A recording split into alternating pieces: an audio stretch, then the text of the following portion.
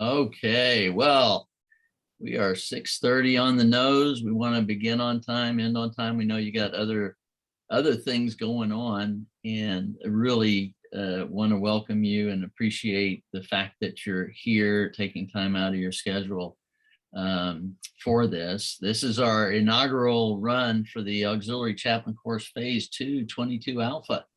So let me give you just kind of an overview of how tonight's going to proceed. I'm going to open in prayer, then a short devotional, and then I'm going to introduce the staff. Then I'll give an overview of the college, and then finally we'll present really what can be one of the most challenging contexts that you may face as an auxiliary chaplain. That's caring for a sexual assault survivor in the Air Force environment. So I'm just going to take a moment to pray.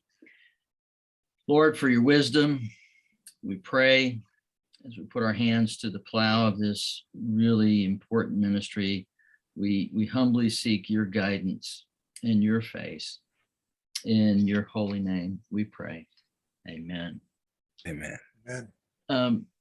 So passing on the baton, right? In the Olympics, right? That's an exciting race to watch. And I may be going back and forth here just a little bit. I'm trying to watch to make sure people get let in. And it's an amazing thing, especially at those kind of speeds, when one person has to slow down and the other person has to accelerate in just the precise amount so that the baton can be passed. And every place nearly that I have read about those who use this as a leadership principle, they tell us that passing the baton is the final great challenge of leadership. But I tend to, in a way it is, but I tend to disagree with that. And I think we fail our people if we think of passing on the baton as the last thing we do before we fade from the scene.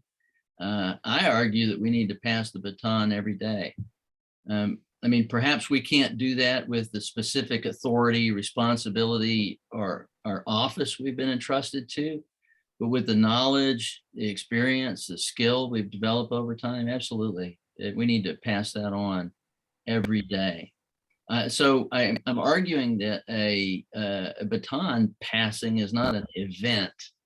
It's a practice in terms of mentorship and guidance and direction.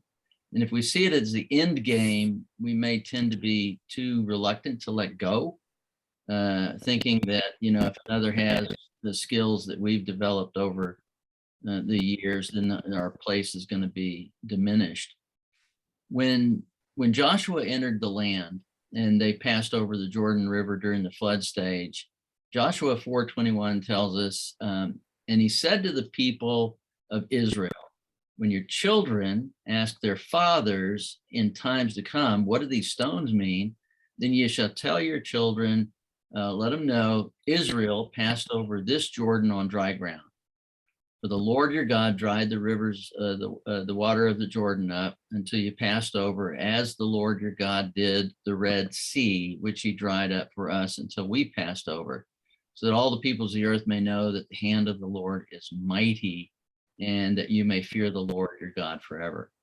So Joshua took great care to ensure there was a reminder and a reason for everyone to teach the next generation about his might, his goodness, his love. When your children ask, I mean, that strikes me. That is, those who come after us will ask. Not only that, I think they're asking all the time.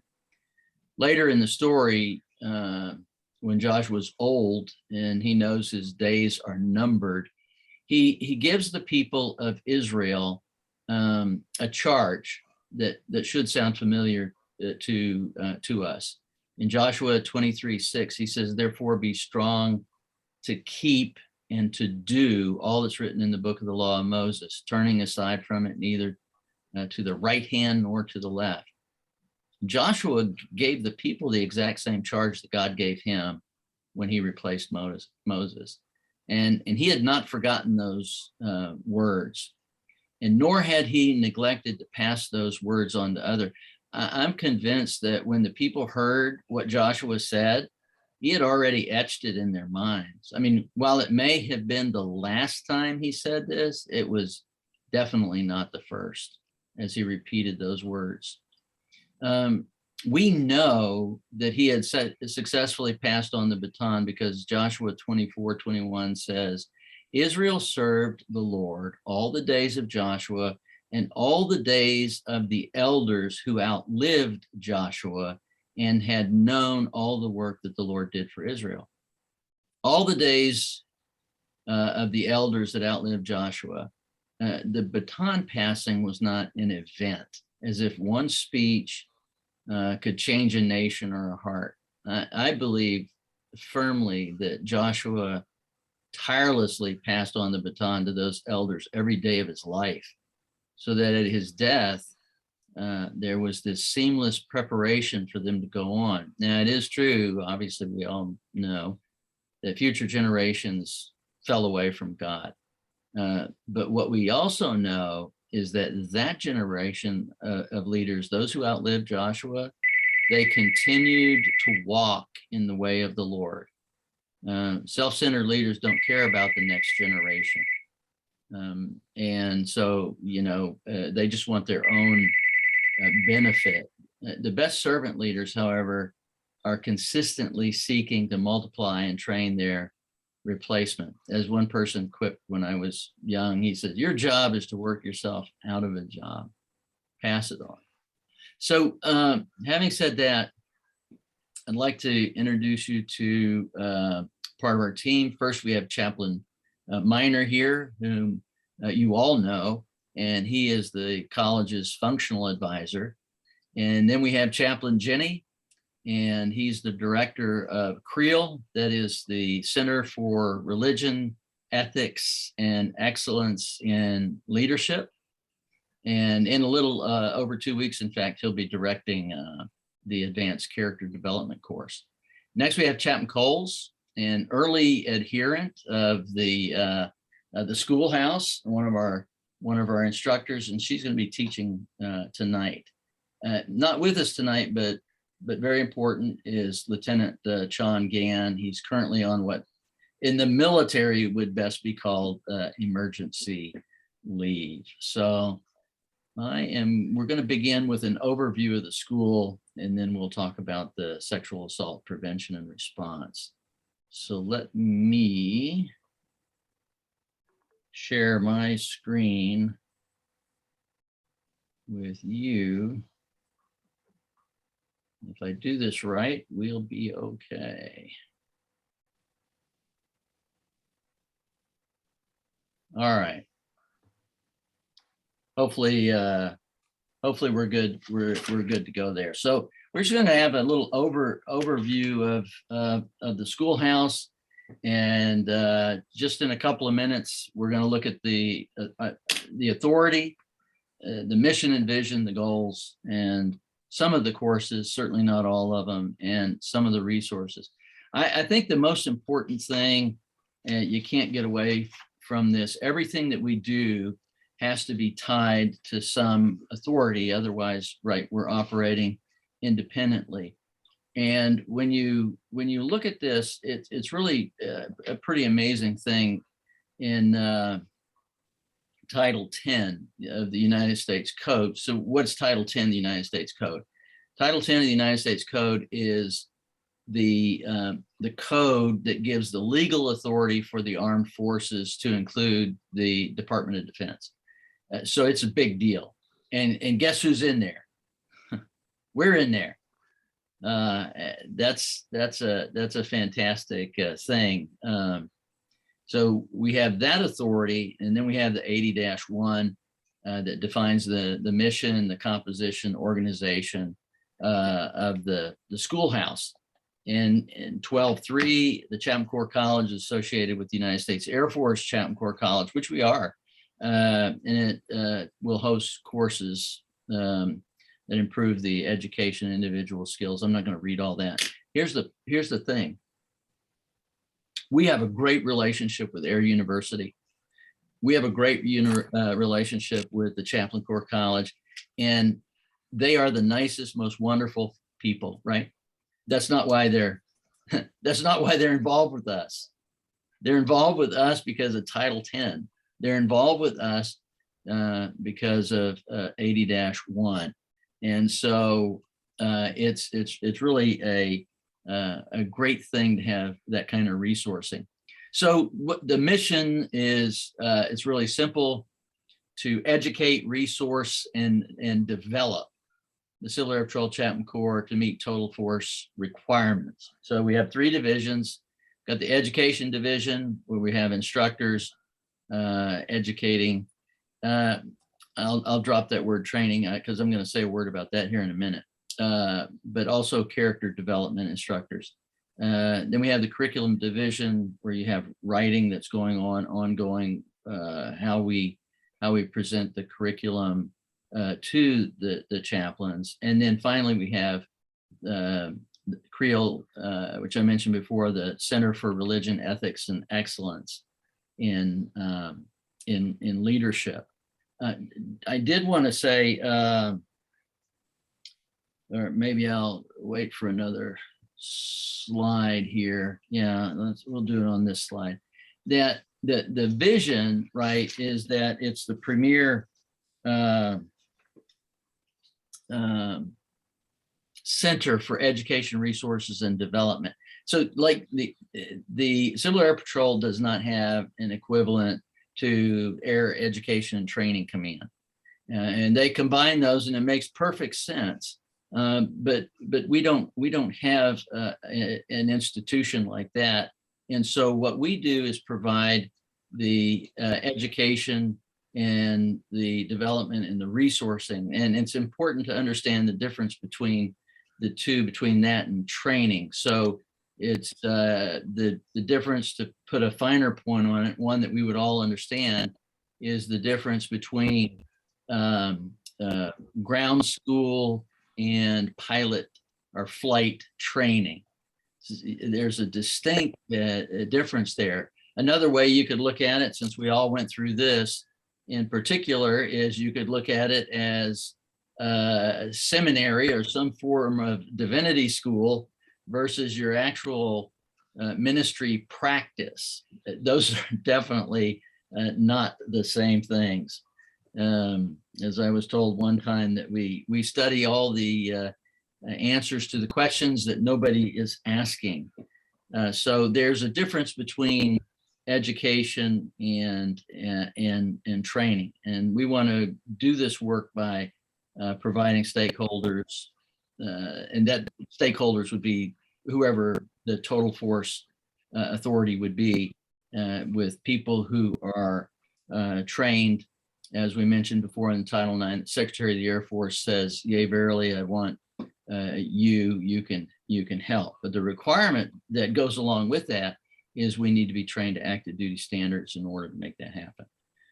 Goals, you want to be able to function to those requirements, to those specific requirements and tasks.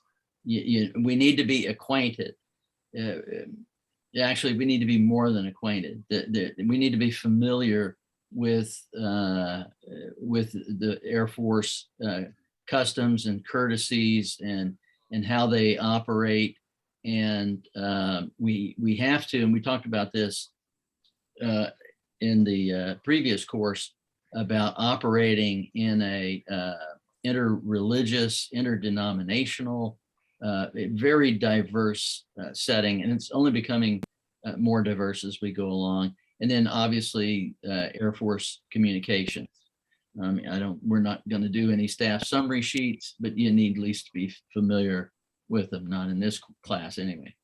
So some of the courses, you're well familiar with this one, the Military Honors course, which is a modular piece of the Auxiliary Chaplain course.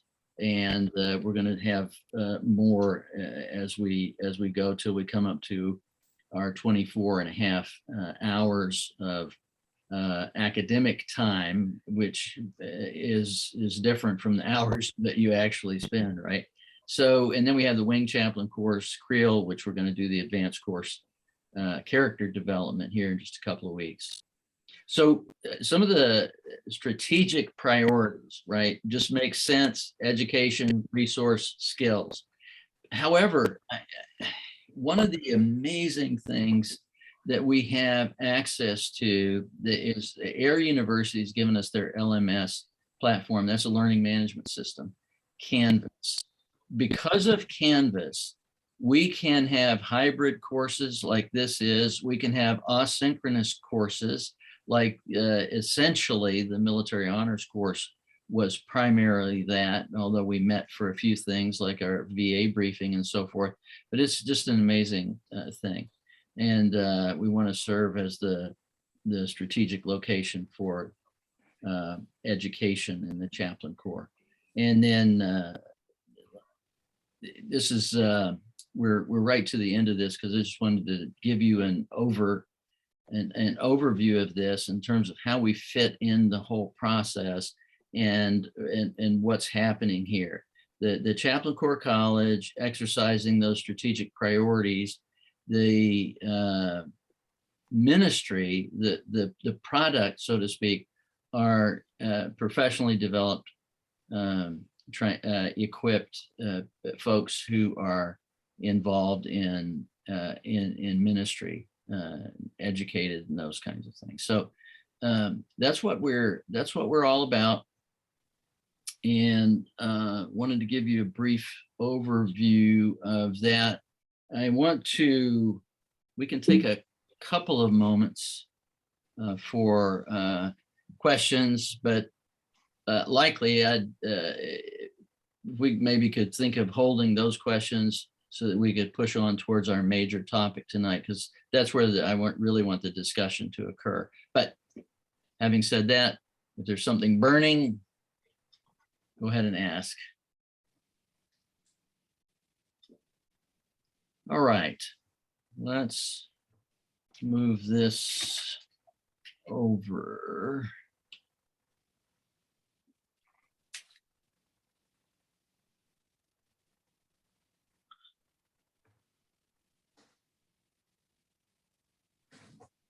And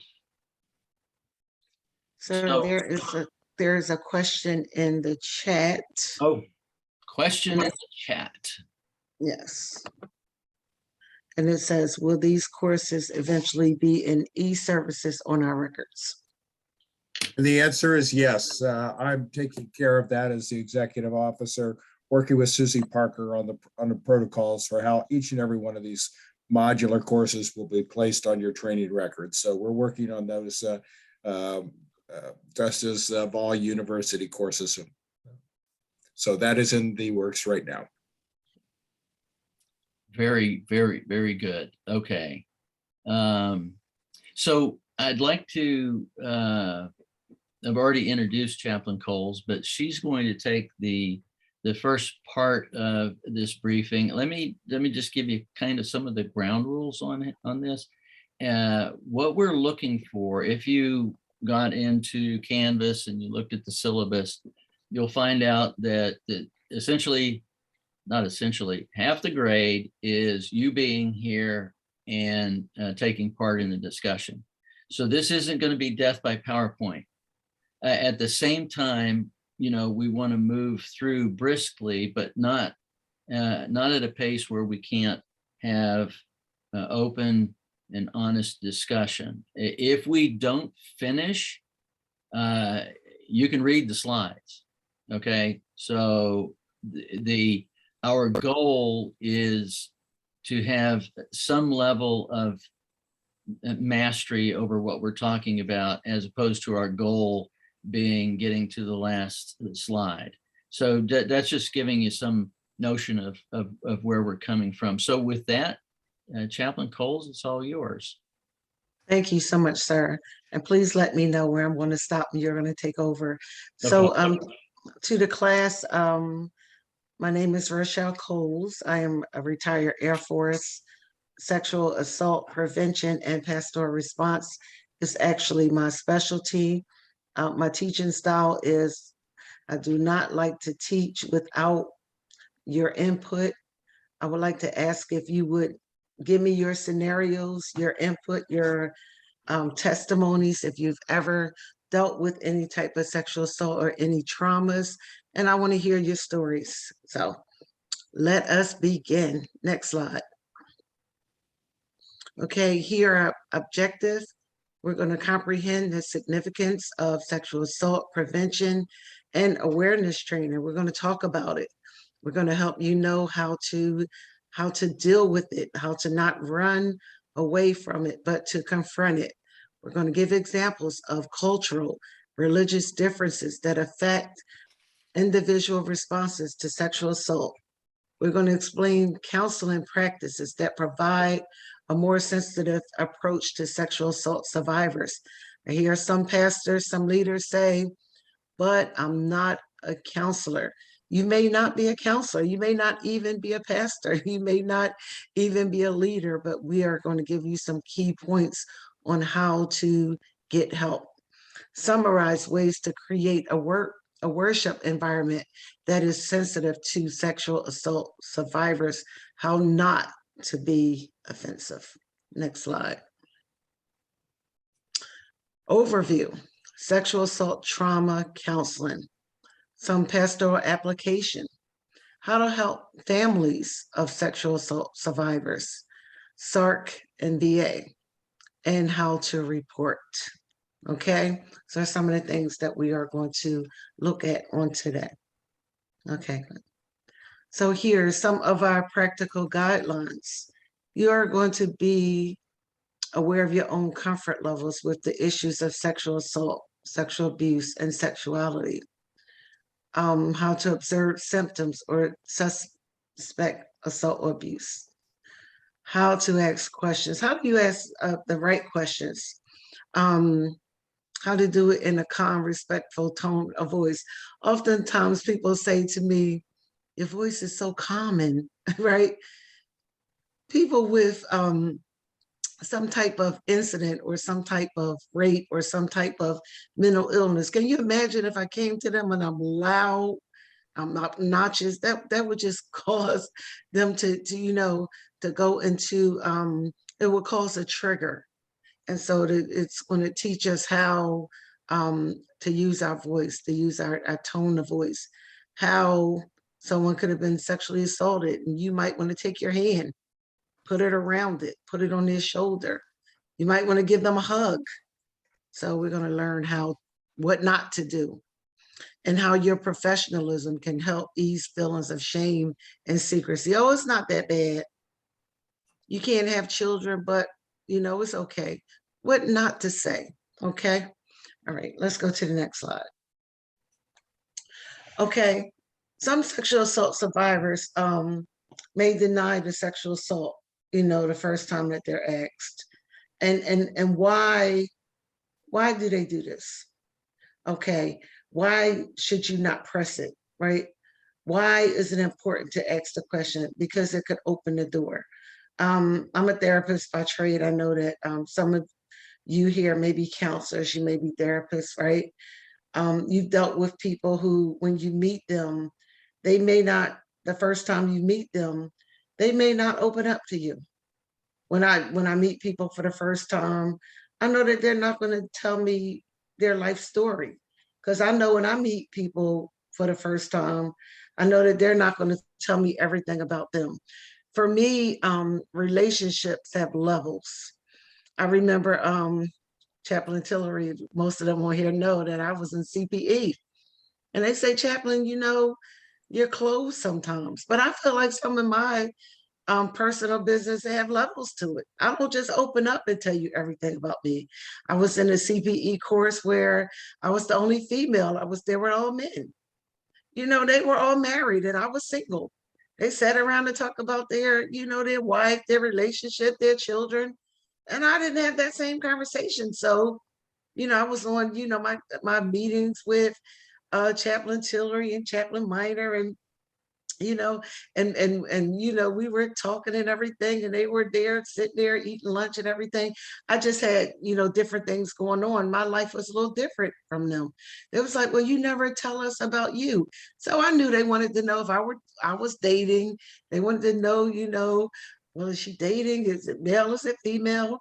Whatever it was, I just didn't think my personal life was their business, right? And so we just didn't have that in mind. It wasn't a secret. My life is not a secret. But for me, I have to get to know you to open up to you. And probably if they would have just came to me and, just asked questions, sat down and talked to me and not kind of like was like prying, I probably would have opened up. This is how it is with people who are sexually assaulted. They're not going to just open up to you. When they feel like you care about them, when they feel like they can trust you, what has happened when a person is sexually assaulted, something has been snatched away from them, something has been taken away from them, and they need that back. Something has been taken away from them that they didn't give away. They didn't just say, here, take this. Somebody snatched it away. Somebody stole it away from them. A familiar story in the Bible was with David's daughter Tamar. And I did my doctoral thesis on that story, where she had a half brother who just loved her. And he wanted her, so he pretended like he was sick at the advice, of a friend. And she came and she was concerned about him, and she went in and she took care of him, and he ended up raping her. But her words to him was, you don't have to do this. Marry me, I'll give you what you want. You can have all of me. Just do it the right way. I don't want to do it the right way. I don't want you that way. I want you the way that's not pure. That's how I want you. And he violated her. And the scripture ended to say, what was love, he then hated her. He stripped her of everything that she was, and then he threw her out. He threw her out like she was garbage, like she was nothing. And this is what's stripped away. So now you have a person that's been thrown out like garbage. And now this person is sitting in front of you. And you're saying, don't worry, everything is going to be all right. And they're saying, well, how do you know this? Have you been stripped of garbage? Has anything been taken away from you? Have you ever been left with nothing? Have you ever been assaulted? And you're sitting there like, well, it's never happened to me. I don't know what you're going through. I don't know what you're feeling. And you want that person to open up to you. So these are some things that we have to think about, putting yourself in their place. Even as counselors, at the end of the day, we can't just think, well, I need to just get this payment at the end of the day. And you know what?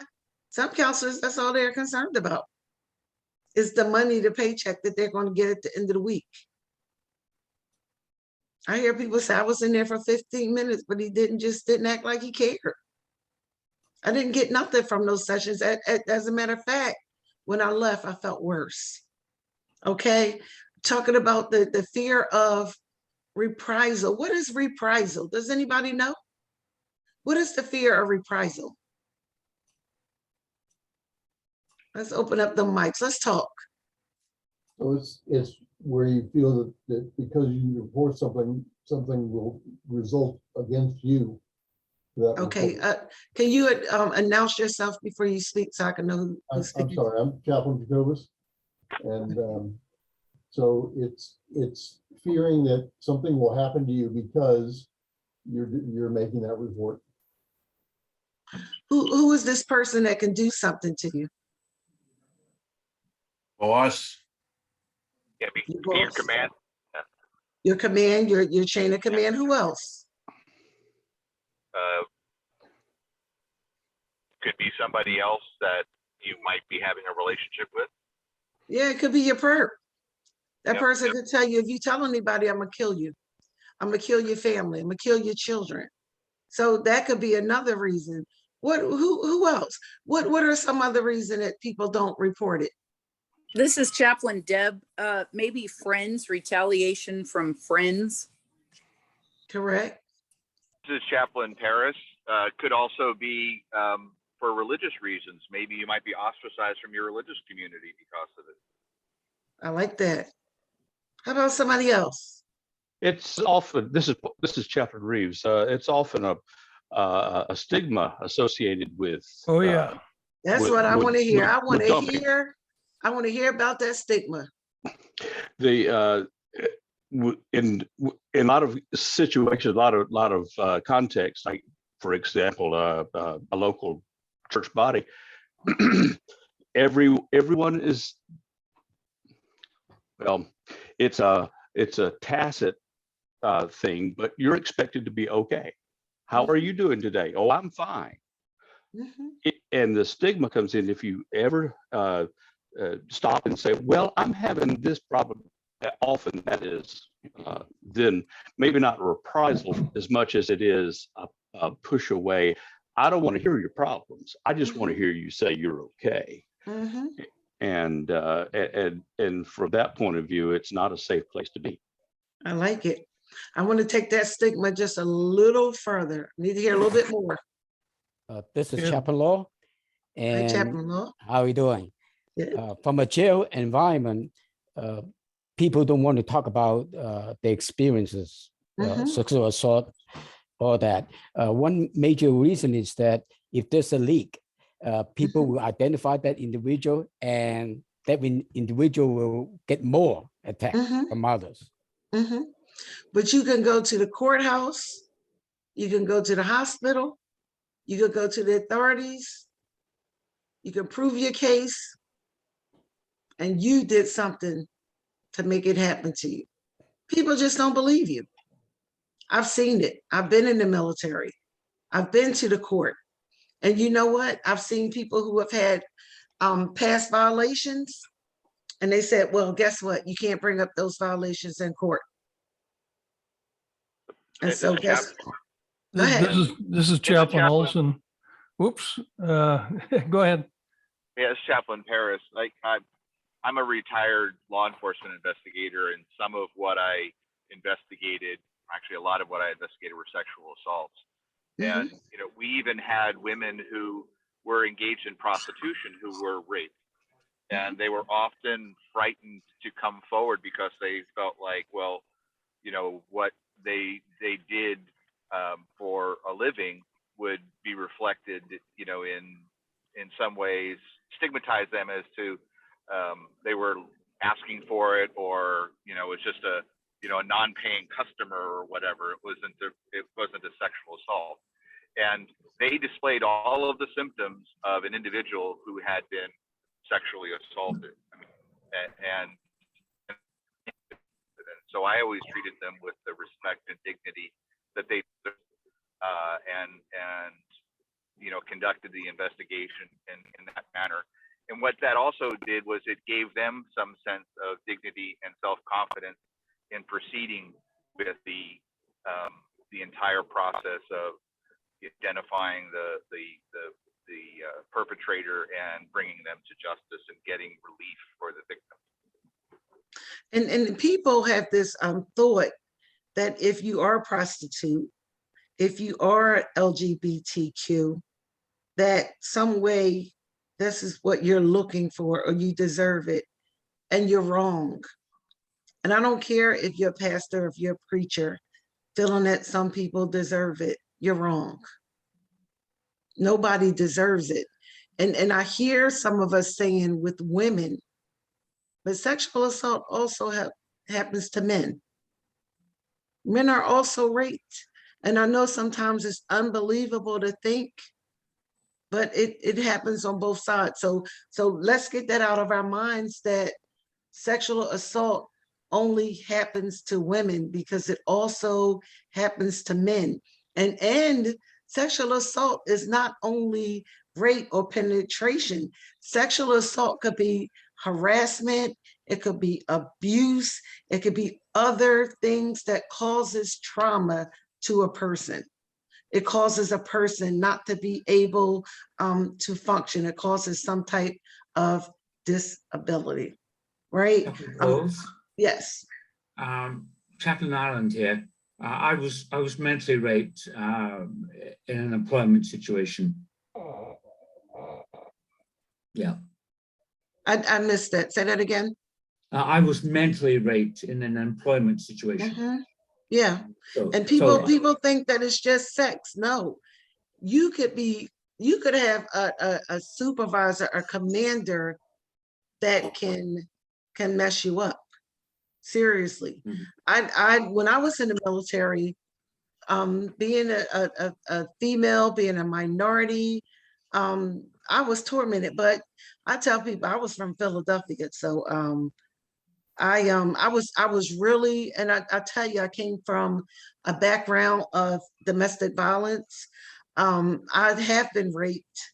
I was molested by my sister's boyfriend, myself and two sisters, before I was 6 years old. So I had been through sexual assault. And as a young girl, I know when you look at me today, it's so unbelievable.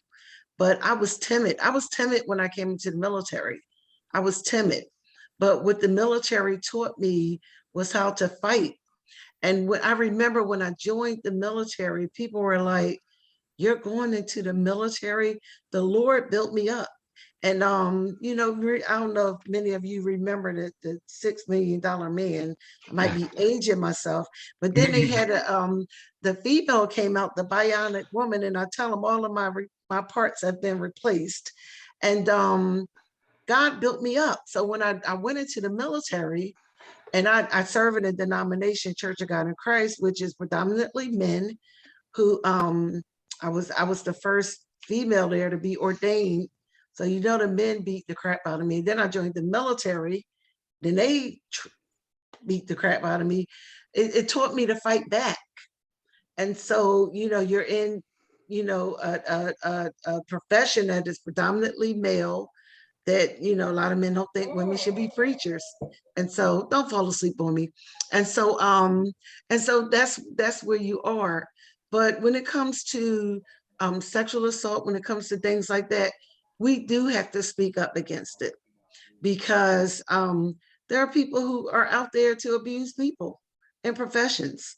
And if we don't open up our mouths and speak up and learn to fight back. When I came back home, a young lady said to me, "You're not like you used to be. You used to be nice." I said, "No." I said, "You can't talk to me the way you used to. And that bothers you." And so I'm still polite. People just scared to talk to me like they used to.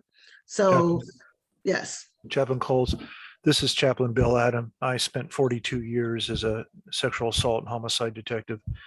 And one of the things that on many, many times that came across my desk and my task force team would be young men and young women that actually blamed themselves for the assault. Yeah. And that's a big thing. That's a big thing. And that's years of healing. Let's go to the next slide. If a sexual assault survivor shares a sexual assault story with you, ask if that person has been to a sexual assault rape crisis center or life skills professional. Remind the individual of privileged communication. If you can't keep somebody's stuff quiet, don't let people tell you their deepest things. Don't share it around the church. Don't have a meeting and bring up their information. Don't go home and share it with your wife. Don't go home and share it with your children. Don't discuss it with, no, guard that person, keep them safe. Chaplain, When they walk in, yes. Chaplain Tillery here. I'm just going to interject at this point. Okay. In the Air Force context, that will Yes. get you canned. In other words, it's not a matter of just don't do it because you shouldn't. It's a matter of they will Yes. strip you. Yes. So privileged communication in the Air Yes. Force is a big deal. And so I appreciate what you were saying. I just wanted to add that little piece. Yeah. Yeah. And I'm going to explain it because I actually, when we did the incoming briefings, I actually did. But in that, I want to explain that people, they do go home and they talk about their cases with other people. When I taught this in the incoming briefings, when they came in, I would say to people, I say, well, if somebody said they were going to come and kill you, outside they say, well, if somebody's going to come and kill you, they'll warn you. I said, well, if somebody said they're going to come and kill you, I said, if I call you on the phone and tell you, if I was you, I would just, get out my office, take a drive. I would just do it. I would just tell them, I would just give them that warning, and they would laugh. I would say, I would just do it. So we just can't do it. And you are 100% right, Chaplain Tillery. We are 100% right. You cannot do it. You cannot share. You cannot talk about it. And I know with the Army, they're a little different. They explain it a little different, but you cannot. You cannot. And it's just that deep. And Chaplain Tillery, you explained it really good. And if anybody don't understand that, probably need to read up on it and just know it. Get in-depth training and resources to help people gain an understanding of the sexual assault forensic exam, and gain an understanding of the legal system. Know the rights. We have a lot of law enforcement here, which I love, and they probably would want to brief us on what they do, because that's good information. Forensic, if we have forensics here, that's good to just get into it, because you need to know the in-depth stuff. You don't need to be a professional in it, but just to know the background stuff of it. I like to read. I like to know the legal system.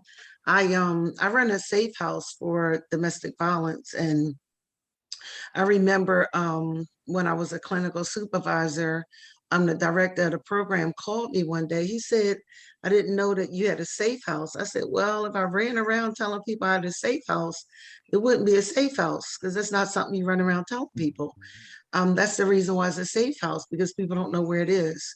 And so a safe house should never be shared with people. People should never know where a safe house is. That's what makes it a safe house.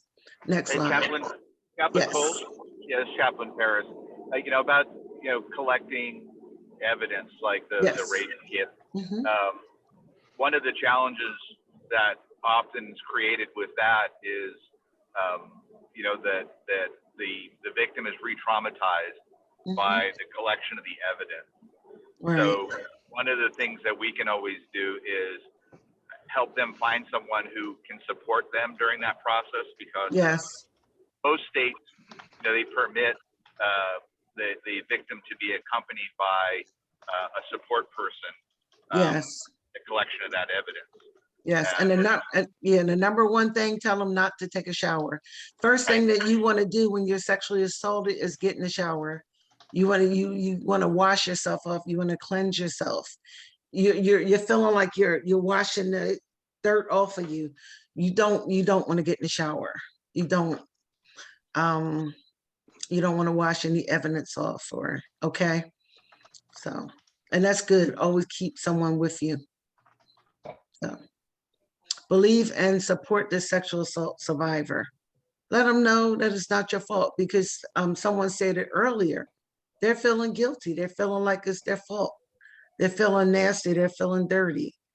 And anyone could chime in. They're feeling like they're less than.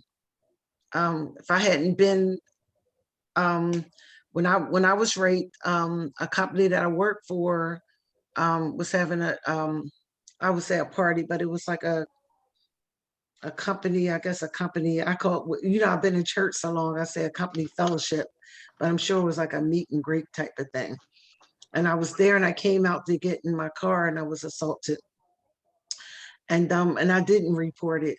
And I didn't tell anybody. And as a result of that rape, I got pregnant, and I was married, and I didn't say anything. And I prayed, and I asked God to take that child away. And I ended up getting pregnant in my tube, passing out behind the wheel. It was a whole crazy thing. And I was never pregnant again after that. So be careful what you pray for. Remember, sexual assaults are primarily acts of power and aggression. Not only power and aggression, but we see it a lot with mental illness. If you see a lot of times on the news, you see people who may be homeless grabbing people on the street. Tell people, be careful when you're walking in the street. You may be going to work. 5 and 6 o'clock in the morning, it's dark outside. Be careful. There's maybe somebody out there ready to grab you on the train station or something like that. Sexual assault does not make people crazy. It turns their world upside down and causes their behavioral changes. You're not going to be the same. Sexual assault survivors need to realize they have resources and strengths. So you are not the only one, and you're not alone. Chaplain Coles, Sir? this is Rick Olson. I used to be a chaplain in the prison system. Yes, sir. And there were a number of individuals that I counseled that felt it went beyond feeling violated. They, in some cases, they had actually felt like they were losing their sexual identity. Mhm. And they also felt like there was no escape. There was nowhere that they could go to avoid, being literally being taken apart is what they felt like. Mhm. And so I'm sure that even in contexts, even in the military, there are situations like that Mhm. where a deviant in the chain of command might exercise authority over an individual in that manner and subjugate that individual. So, and what I'm leading up to is that you really have to listen really Yes. well and, to truly understand what these people are up against. Yes. And listening is important. Not just brushing them off, but listening and not rushing them through a session. They may say one word, but just listen to that one word. And sometimes they might be silent. Sometimes you got to sit there in their silence. They might not want to say anything that session. They might want to cry the whole session. Let them cry, and have plenty of tissues. I used to sit with my clients, and they would come in and they would just cry. And then they would, I would say, it must be my face that just make you want to cry. And they would just laugh, but have plenty of boxes of tissues. Okay. One Next slide. time, Okay. Chaplain Law here. Yes, sir. One time, a Civil Air Patrol senior member in an encampment situation came to me and mentioned that he was raped by a religious. And I remember I told him right off the bat, I apologize on behalf of the clergy profession because that should not be happen. So again, this is very, very, very deep. We really need to listen and really walk with the individual. Meaning let that person who is coming to you be the driver of the conversation. And we were downrange, and I had a group of Army sergeants that came in and were like, we need to talk to you. And I didn't know what they were coming to tell me, but they had been being sexually assaulted by their commander. Okay. And it was a female commander who was sexually assaulting other female, her subordinates. And they wouldn't report it though. And they would not allow me to report her as they were afraid of retaliation. But I'm gonna tell you something. I was furious. I was so mad. I'm telling you, I wanted to go beat her up. I know the chaplain wanted to go beat her up. I did. I was furious because I felt like she was taking advantage of them. And that's what she was doing downrange. And it's hard when you have these were young women, and she was a little older, and she was abusing them, and they was afraid of her. They was afraid of what she would do to their careers. And this happens a lot, especially downrange. And when I was deployed, I believe it was in Afghanistan, there were several rapes. Young ladies would be in the shower, someone would come in, turn the lights off, and just punch them in their face and rape them. So, next slide. Many sexual assault survivors believe the myths about sexual assault, right? What's the myth about sexual assault? We talked about a little bit of them. This is job because it's your fault. You did something to do it. That's the myth. It's your fault. Shouldn't have dressed like that. Your shorts was too high. Your blouse was cut too low. Shouldn't have been out at night. You shouldn't have been dancing like that, right? You asked for it. You know you wanted it. I was gonna give you an example when I got on here tonight. So I was talking to my group today when we got on the meeting. I said I'm not gonna open my camera. I didn't feel well. And so I took some Benadryl. And then because of, my system, I have to take something for nausea because I can't take, medicine. And so I was a little groggy. And so that's another thing. You may be on medication. And so you may be a little groggy. People take advantage of you if you're on medication or if you've had some type of drugs or alcohol. And so they may think you're asking for it. No, I'm not asking for it. I'm on medication. Taking advantage of it, right? So that's a myth that people may feel like it's my fault. You may meet somebody, and a big thing now is people are meeting people online.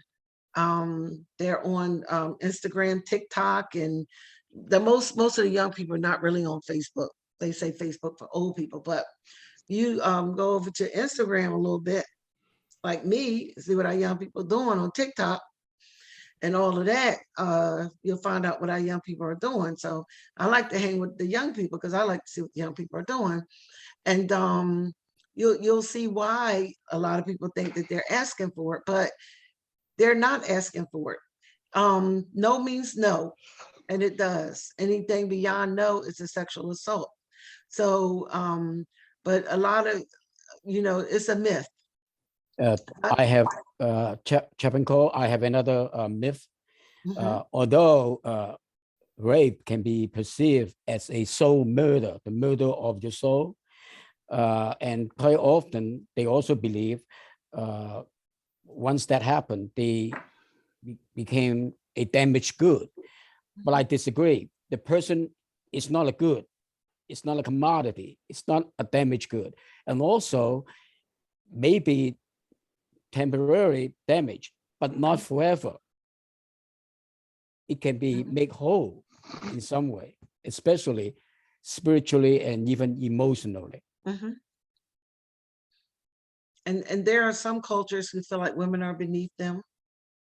I call some things mommy issues. Some men hate their mothers, so they hate women.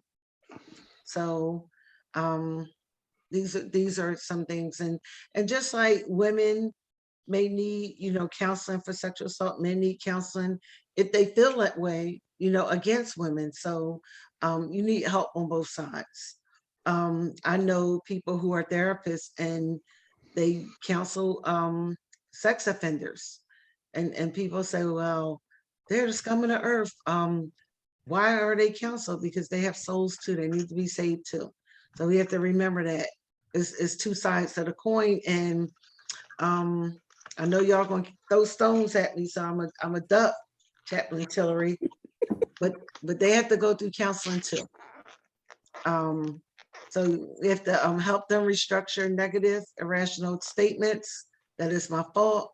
Remind them that the sexual assault survivor, that no one deserves to be sexually assaulted. Survivors are affected by others' acceptance of these myths. Well, if you hadn't been dressed that way, and we talked about that. Next slide. Am I at my slide yet? I don't know. Chaplain Tillery. Where's Chaplain Tillery? Let me see, Chaplain Tillery. Okay. Seek support from commanders for unrestricted reports. So it's Sorry, Coles, I'm sorry, I didn't realize I was muted. You go to slide 14, and then I pick up from there. okay. Okay. So there's two types of reporting. It's restricted reporting, and it's unrestricted. So it's up to them which type of reporting that they want to do. You can't coerce them. It's either unrestricted or restricted. They get to decide whether they want a bunch of people to know, or if they just want no one to know. So it's up to them. Okay. The individual may need time off from work. Are these slides in Canvas? A protective order may need to be put into place against the alleged perpetrator. And sometimes if they work together, someone may have to pick up a transplant 10-year-old niece. I don't think this is good discussion. Who said this? Okay. A protective order may need to be put in place against the alleged perpetrator. Commanders may be able to delay action on any sexual assault survivor misconduct related to an assault and help anticipate and address probable responses of a unit. So a protective order may need to be put in place, and someone may have to be relocated to another squadron or another place to keep the two separated. So you may need to know that. Okay. Chaplain, Go when ahead. it says seek support for commanders, from commanders for unrestricted reports, is it up to the person reporting to decide if it's restricted or unrestricted, or is it up to the unit commander? It's up to the person that's reporting. Okay. Yeah, they have the right to say whether they wanted to go through their chain or whether they just wanted to stay with the people who need to know. This is Rick Olson. I watched that video last night that we're Mhm. supposed to watch, and they spend a lot of time going over the subject of Mhm. restricted versus unrestricted. So if anybody's really curious about that, I really strongly recommend watching that video because it's very well explained. Yeah. And Yeah. this is Chaplain Jacobus, you know, this really fits for the military, but for CAP, this is not, there's not an option for CAP. Well, Particularly in Texas. So let me address that for just a second. This Okay. course is designed as an auxiliary chaplain course. This is for you on an AFAM mission. This is for you in a military context across the services. That's why we're dealing with this. You're right. This does not apply to most of us in any of our contexts. Mhm. This is the training that you would receive in order to function in at ROTC or in an active duty or guard or reserve contact. So that's the short answer. And let me, Chaplain Minor here, let me go on. And again, your duty at Texas A&M is directly responsible for knowing this sort of thing. Sure. I suspect that we could pull up the statistics of how many female ROTC members would experience this, and the statistics are staggering. Yes, And sir. so And- what your duty at Texas A&M is, if you are the role model for why this course had to happen right away. Well, and I appreciate that, sir. But I did want to just kind of make sure that we understood the parameters. I'm perfectly clear with the military operation, but you know, so I didn't want to have any suggestion that in a cap-oriented situation we were dealing with. Sorry. Understand. Okay. Thank you, everyone. Next slide. Realize that the sexual assault survivor may, due to feelings of guilt, feel the need to confess. And so they may feel the need to open up and tell you, this happened to me because I did this, that, the third. They may open up some other things to you. Don't have to be Catholic to confess. It could be all different types of religions. So just be open to live. I did this. God did this to me, or all kinds of stuff. So just be patient with them. You may wish to offer reconciliation and forgiveness as a way of providing healing. They may say to you that God hates them and, and all different other kinds of stuff. Be non-judgmental. You're not an investigator. You're not a judge. You're not God. It's not your job to decide what really happened. Yeah. And I do want to.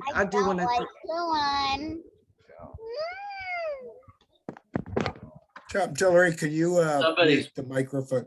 Yeah, Yeah, could you, Chaplain Tillery, could you go in there and mute microphones except for Chaplain Coles, please? I would do that. Let's see. If I can figure out how to do this thing.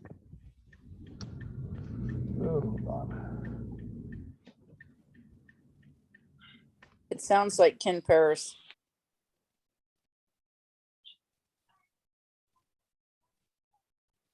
I think silence is golden. I think we've got it.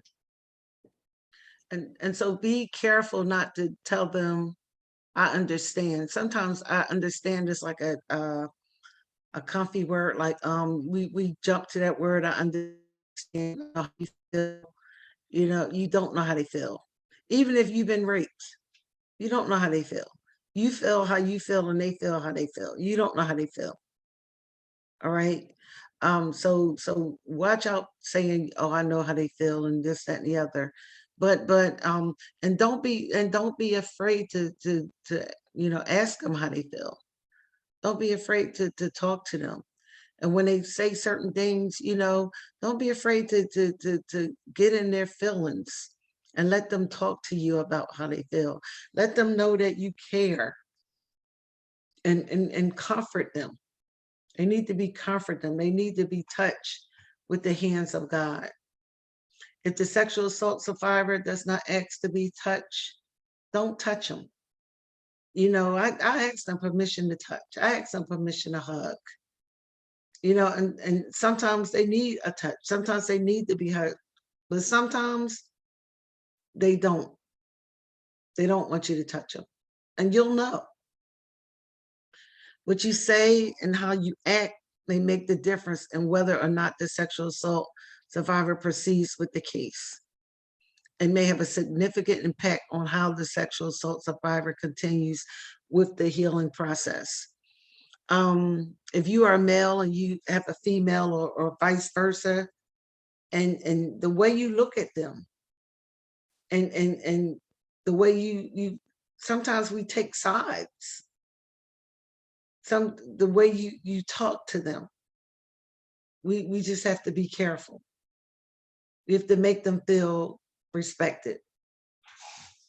Okay, it's just a certain way, and they're going to know not only by what you say, but they're going to know by your body language. And if they come to see you and they don't come back, you're going to know why. I hear a lot of people in my counseling session say, I went to somebody, and they tell me how they made them feel and they never went back. So let's make sure that that's not us. Sometimes it's just not the right mesh and it may not be you. Yes, and you know what? And you are so right, Chaplain Olson. When I'm in any environment, even when I'm in CPE, first thing I say is, I want to know if I'm going to be safe. In our churches, we need to feel safe. In any environment, safety is important. We need to feel safe. We need to make our congregants feel safe. We don't need to talk to about something to our pastor and Sunday morning he preaching it over the pulpit. Next slide. Yeah, I would also encourage that, what you said about, sometimes it might not just be a mesh, it might not be you, it might just be something else. When I was pastoring at a church, I had a woman come up to me after about a year and said, for the first year, I just couldn't trust you. I couldn't listen to you because you reminded me, you look like my ex-husband. Yeah.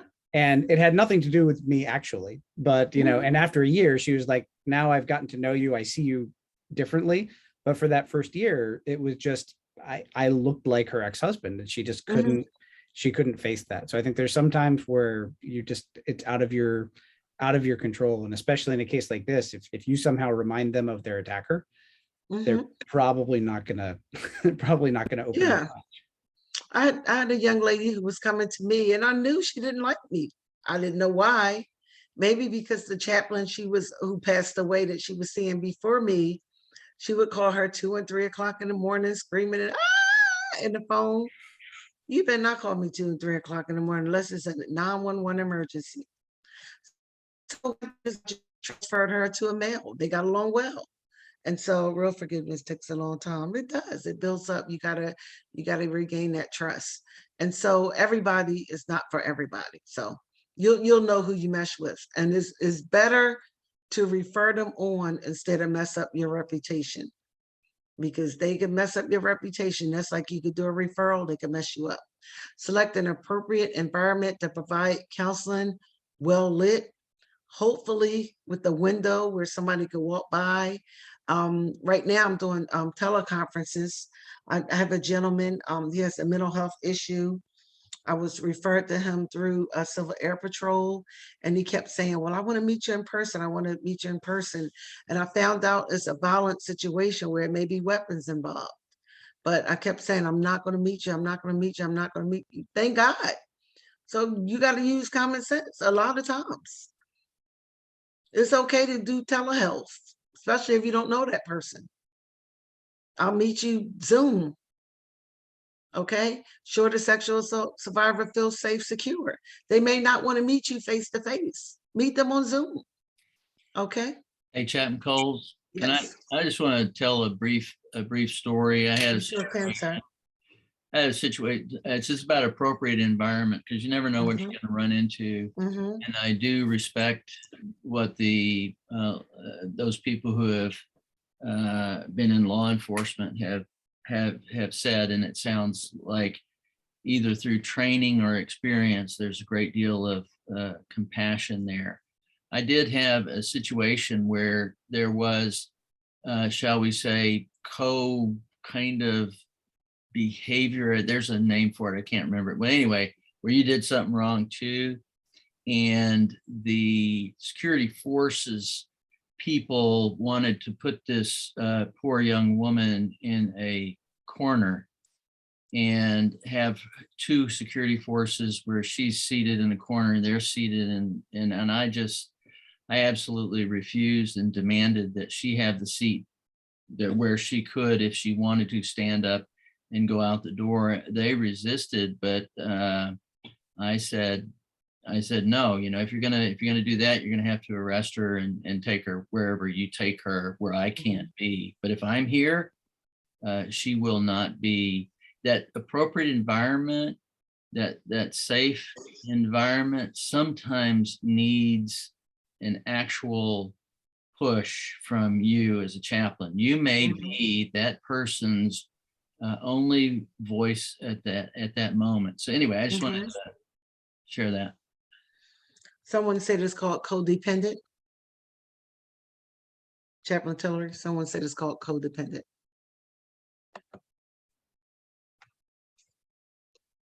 Oh, Chaplain Tillery's not listening to me. So anyway, and so be aware of the sexual assault survivor's need for personal space and make certain there is someone else in the building, and be aware of the chaos in your office. When I was meeting my clients at my office, I made sure that when they entered, it was in a place where everybody couldn't see them. And when I met with what I would call like the VIPs, I would consider them pastors or leaders in the church. I met them outside of the church. I had a different office. So everybody wouldn't know their business. So you just have to do different things for your audience. Know your audience, make sure that you keep them safe. Next slide.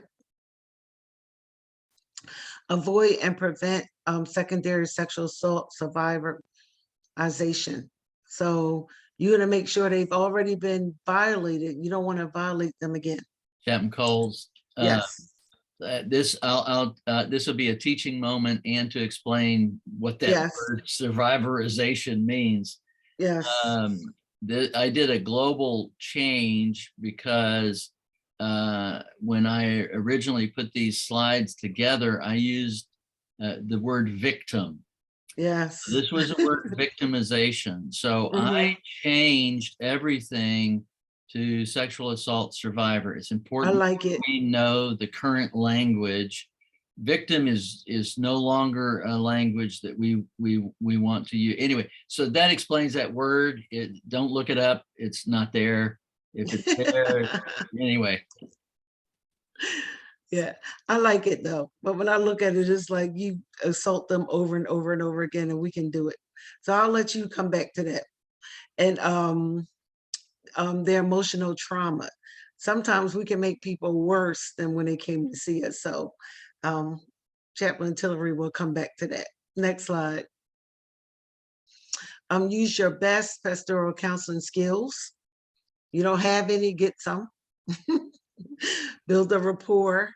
What I found out, even pastoral counseling, just sometimes just being a friend, being a leader, being professional will get you a long way. Just showing people that you're loving and that you care will take you a long way. Asking questions, open-ended questions will take you a long way. Learning to listen without being so quick to have all the answers. We do not have all the answers. We have all the uniforms, but we don't have all the answers. Show sensitivity. I think I've changed over the years, but sometimes we're so busy that we're not really listening to people. They're just talking and we're hearing wong, wong, wong. We have to learn to slow down and listen to people. And again, that's there again, do not buy into rape myths. Thank you. I'm going to turn it over to Chaplain Tillery. All right, thank you. Chaplain Coles, I want to thank you for your transparency and sharing not only this slide deck, but a part of you, and we appreciate that. Thank you very much. It's important for us to understand that the sexual assault survivor, continuing with that language, not the only survivor. When you do harm to one person, because we're in a context of community, other people are hurt. Husbands, boyfriends, I'm going to add one to that. Fathers, there are lots of feelings. Some of these we may harmonize with, others we may reject all together, but they're all very real. Anybody who's done counsel in this area is aware that it runs the gamut. So they may believe that their wife or girlfriend was responsible, and they may be angry at them, which is counterintuitive, but still that sort of thing happens. And depending on the cultural elements, depending on the way the individual views women in general, they may feel actually that they've been wrong because something of theirs, like it's like a property, has been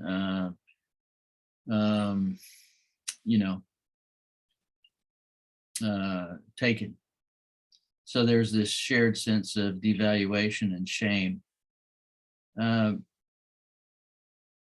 So let me, let's go to the next slide. Particularly this may have thoughts of violence toward a perpetrator. I cannot be the only one out there who's had a wife or a daughter or a girlfriend or one that we love who has been sexually assaulted. And consequently, my daughter was at school, believe it or not, That was a goat rope of unbelievable proportions, and it surfaced in me a great deal of thoughts of violence toward the perpetrator. And even though 25 years later, that will still occasionally cross my mind. So you have to be aware that that those kind of feelings are present there. And then sometimes, and this is where you have to exercise some care, in that some people will believe that they're helping, and they'll say, "Oh, did you hear? Let's go over and let's talk." Well, the thing is, you get into these difficulties, and that I'm going to make that video, it's a requirement to watch, because whatever we say here, whether it's Chaplain Coles or myself, that video is going to take precedence. So if it's a draw, we lose, they win. And so we're going to watch that. But the notion is, this person may want a restricted report. And if somebody else blows it out of the water, their desire is really not met. Now, I'm sure that if you were on active duty in some way, or guard or reserve, or in your chaplain duties, I'm sure this is true with Chaplain Coles, you knew, the wing commander knew, the SARC knew, nobody else knew. And so when you were trying to get a unit commander to move someone out of their unit for a person's safety, and you couldn't tell them anything, here's an important thing. And I'll move to this. There'll be a slide about this later, but just in case we run short on time, I want to get this out now. That is, when you go to a unit, you get together with the wing commander, you get together with the senior enlisted, you get together with the JAG, and you get together with the SARC. You definitely do not want to meet that person when you are having to actually deal with a real case. And these things happen all the time. This is not an infrequent occurrence, which is why this training is so important. So I wanted to hit that. Obviously, some things that you want to just cover. This goes. We've discussed this in different ways, so I'm not going to spend any time on it. But this, I don't know why, Chaplain Coles, you said duck, because you would duck, because I am so totally in agreement with you. This is true. This is true with death notifications. This is true with SARCs, and I hope that my language isn't dated, but the VA is victim advocates. They need your care. In fact, much of the work in terms of PTSD that was done, really, that began to help Vietnam veterans and was largely in place prior to maybe even the Gulf War, was people who were dealing with rape victims. And the levels of and incidence of PTSD there was really, really high. And the thing is, here's the thing, if you have a compassionate bone in your body, it's going to get injured by listening to these stories. And so these SARCs, they listen to this all the time. The advocates, they listen to this all the time, and it begins to have a burden on them from a vicarious trauma perspective. They may even begin to exhibit symptoms, the symptomology that a person who's been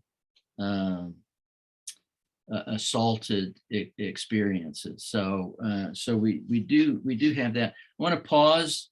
I want to pause for just a minute and see what kinds of questions have come up for you, and so we'll look at that.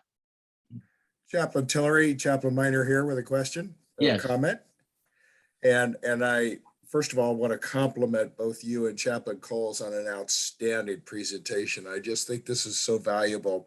But I think Phineas does make an important point here that this is what we're training you to do. All of you to do is to be on an AFAM mission under Title 10 with the DoD level of confidentiality and a military command structure. Perhaps I could impose upon Chaplain Paris to write up his thoughts on if we were to encounter this in a CAP context, what are the things he would recommend we do? And we can ask him to perhaps just kind of come up with some guidelines, recognizing that in the CAP context, when we're not on AFAM, we're under state law and how we deal with these particular things. But I think Chaplain Paris's would be an invaluable resource for us to add a written documentation and his thoughts. And I'm poking him without him even knowing I'm doing that. But thank you again, and I'll just leave it at that. Yeah, this is Chaplain Paris. I'd be happy to do that. I Marvelous. also have the experience of being the CAPIG on top of that too. So yeah, if that, thank you so much for being able to detail that. When it's done, please, in addition to Chaplain Minor, please send it to me. We'll upload it onto Canvas so that everybody can have that as a resource. Okay, I'd be happy to do so. What about being a mandated reporter in CAP? That's state. I'm pretty sure that state law is the answer to that question. Yeah, that absolutely. In most cases, CAP members are not mandated reporters by virtue of being CAP members, but many of them are in law enforcement, public safety, teaching professions, and medical professions that are mandated reporters. So I can touch on that as well in the document. Okay, good, excellent. One question or comment I would have, Chaplain Tillery, is that I think a lot of the slides are referring, they're referring a lot to, supporting the families of survivors as being, husbands and boyfriends and such. But I think it is important to remember that, men can be victims of sexual assault also, and it's a smaller number, but it is. 3%, I was looking it up as we were going through, and 3% of men will be victims or be survivors of sexual assault, and which doesn't sound like a lot until you consider that the U.S. military is 1.3 million people, which means that 36,000 people in the military currently will potentially be victims of sexual assault, or actually specifically in this case, victims of rape in their lifetime, and the majority of those occur under age 30, which means that probably would be, if it's going to happen, it's probably going to happen during, either during their service or prior to, which means they could be affected by it. Thank you for that reminder, Chaplain Slack. We will make an adjustment on the slide because you're absolutely right. And so the book where these came from is dated, and so I'll update that because true. What else? I think those numbers are grossly underestimated, by the way, because probably boys and men are much more reluctant to report those kinds of offenses against themselves. So I think that that number is significantly higher than what what is even reported by the FBI crime statistics. Yeah, and Chaplain Coles, I do see that you said that you mentioned both men and women, and I apologize. I was a little late coming in, so I was just seeing Chaplain Tillery's slides. But Right, I did mention both, and I did mention in the chat that they are underreported because men rarely report it. I can also say, sorry, Chaplain Deb. I'm also a deputy marshal. I work for a judge, and I can say that since COVID,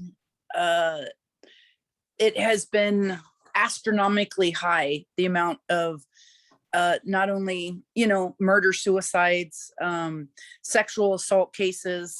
And I would imagine that those numbers are a lot higher during the COVID period, all the families together in the homes. If you didn't have that foundation beforehand, it definitely didn't lend to getting along together. So. Sorry, this is Chaplain Jacobs. Can I ask where we would find the SARC? In my case, I'm at Texas A&M. I'm at the Corps of Cadets there. Where would I find the SARC that was responsible for them? Yes, so if when you get into Canvas and you pull down the slide deck, if you go to slide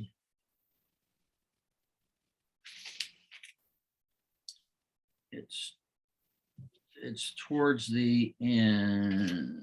Which slide is it? Slide 29. It gives you 3 ways to contact the SARC. Thank you. Yeah, this is Rick Olson. Yeah, I think that's very, very important because we didn't talk about this much, but one of the possible evolutions of being a victim, being a survivor, is increased suicidal ideation and even acting out.